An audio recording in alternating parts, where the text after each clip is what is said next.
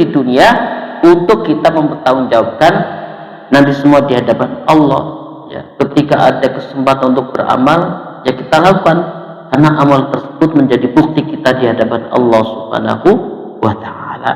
Ketika kita waktu sehat, waktunya longgar, ya tentunya orang ingin catatannya baik, tentu pilihan terbaiknya adalah beramal soleh, apapun jenis amal solehnya. Kita sudah bahas hadis kullu ma'rufin shadaqah, setiap kebaikan adalah sedekah. Terlebih lagi ketika ada kesempatan untuk belajar agama, yang membaca hadis dan sebagainya, itu adalah kesempatan yang nanti catatannya adalah dipersembahkan di hadapan Allah Subhanahu wa Ta'ala. An Abi Barsata Nadlat bin Ubaidin al-Aslami qala Rasulullah sallallahu alaihi wasallam, la tazulu qadama 'abdin yaumal qiyamati hatta yus'ala an umrihi fima afna wa an ilmihi fima fa'ala wa an malihi fi min aina tasaba wa fima anfaqa wa an jismi fima ablah. Dari Abu Barzah Nadlah bin Ubaid al-Aslami berkata, Nabi sallallahu alaihi wasallam bersabda, kedua kaki seorang hamba tidaklah beranjak pada hari kiamat hingga ia ditanya mengenai umurnya untuk apa dia habiskan. Jadi sampai detik ini nanti ada catatannya dan nanti akan dibuka dan nanti akan ditanya oleh Allah Subhanahu wa Ta'ala, untuk apa umur kita habis, ilmunya apakah dia amalkan, ya, hartanya bagaimana ia memperolehnya dan untuk apa dia habiskan, dan mengenai tubuhnya untuk apa dia habiskan. Jadi jamaah sekalian dirahmati Allah Subhanahu wa Ta'ala, untuk 4 hal ini kita hidup, semua kita habiskan, ya nanti ada auditnya.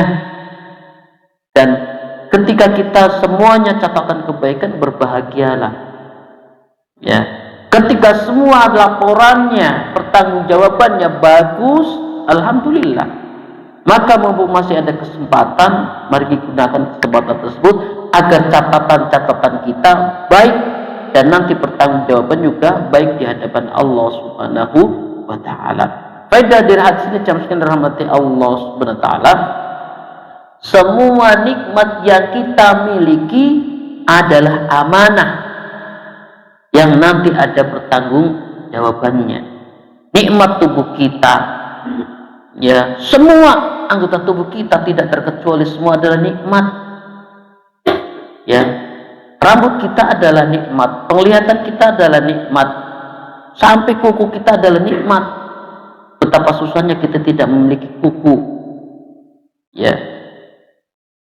Betapa susahnya kita tidak memiliki alis mata, bulu mata, sampai organ dalam kita semuanya berfungsi. Ketika berkurang fungsinya, berarti ada nikmat yang dicabut.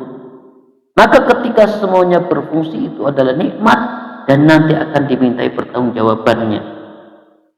Maka di sini jamaah rahmati Allah Subhanahu wa Ta'ala, berbahagialah yang ketika diberi nikmat oleh Allah, kita bisa gunakan untuk kebaikan. Saya sering sampaikan, ya di pengajian-pengajian, ya di antara yang kita gunakan nikmat tersebut untuk kebaikan adalah hadir majelis ilmu, direwangi selonjoran, direwangi ngantuk, direwangi pegel-pegel lendetan, semua nanti bisa menjawab di hadapan Allah. Ya, yauma nakhtimu ala afwahim wa tukallimuna aydihim bima kanu yaksibun. Ya, maka tubuh kita yang capek, ya kaki kita yang capek, punggung kita, mata kita yang ngantuk, nanti semua akan berbicara di hadapan Allah. Catatan tentang tubuh kita yang digunakan untuk kebaikan akan lapor.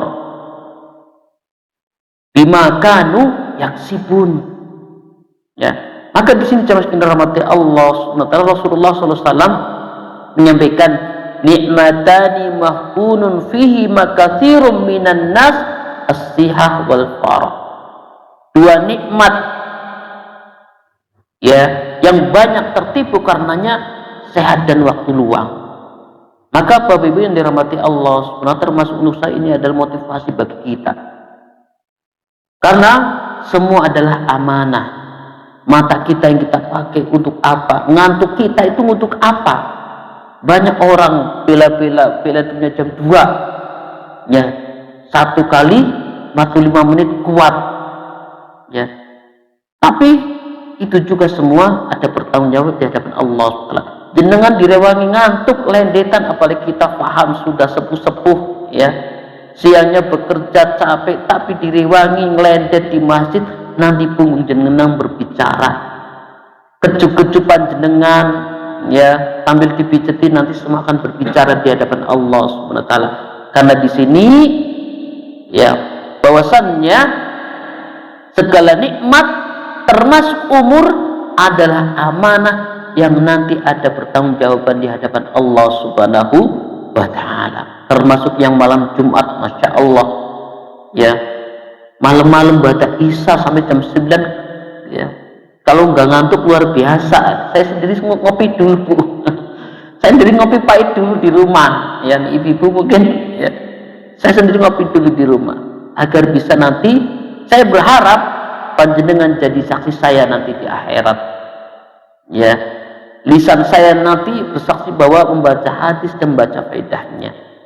Allah Subhanahu wa ta'ala berfirman, "Wa ma khalaqnas samaa'a wal arda wa ma bainahuma batila." Allah Subhanahu wa ta'ala berfirman, dan kami tidak menciptakan langit dan bumi dan apa di antara keduanya termasuk manusia dengan sia-sia. Jadi Allah ciptakan manusia tidak iseng, ada hikmahnya, ada tujuannya. Salah satunya manusia diciptakan di dunia memiliki beban ibadah. Pada kedua, jemaah sekalian dirahmati Allah SWT, bahwasannya ilmu harus dibarengi dengan amal, terutama untuk saya pribadi. Apa yang kita peroleh sedikit demi sedikit kita amalkan, karena itu yang Allah tuntut dari kita beribadah. Ya, pernah disampaikan di sini bahwa ilmu yang kita dapat jangan sampai hanya sekedar koleksi ilmu pengetahuan, dan juga bekas ilmu kita harus ada manfaatnya pada keluarga kita. Ya, suami untuk istrinya, istri untuk suaminya, termasuk untuk anak-anaknya. Ya, maka di sini jelasnya ilmu harus dibarengi dengan amal. Jadi buah dari kita belajar agama ada manfaatnya. Suami makin cinta kepada istrinya, istri makin sayang kepada suaminya. Itu namanya ilmu yang berbekas. Jamaah sekalian dirahmati Allah SWT, faedah berikutnya, harta, tubuh, umur ya, harta dan tubuh adalah titipan yang semua harus dikelola dengan baik. Tubuh kita adalah titipan, artinya tidak sembarang kita gunakan, tentunya untuk beribadah kepada Allah. Maka tadi di awal Allah ciptakan langit dan bumi dan di antara keduanya bukan sia-sia, ada hikmahnya. Maka dari itu ketika kita memiliki waktu longgar, badan sehat, betul-betul longgar, ya kita berusaha, kita arahkan untuk kebaikan. Jangan sampai ya ketika nanti diminta pertanggungjawaban, jawaban kita bukan jawaban terbaik kita.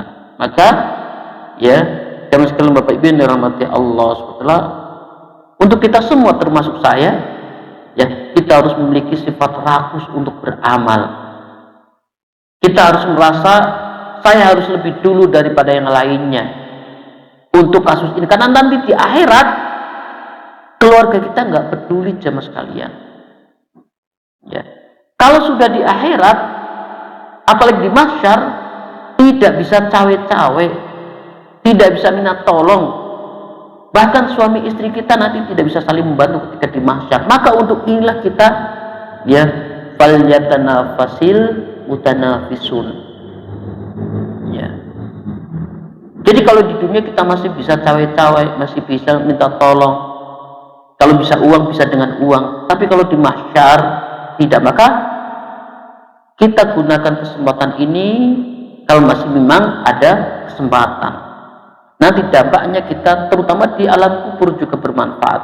Maka kesehatan kita yang kita miliki, ya selama tidak ada udzur, ayo kita jatuhkan pilihan kita kepada kebaikan, sehingga apa? Nanti kita bisa bertanggung jawab di hadapan Allah Subhanahu wa ta'ala.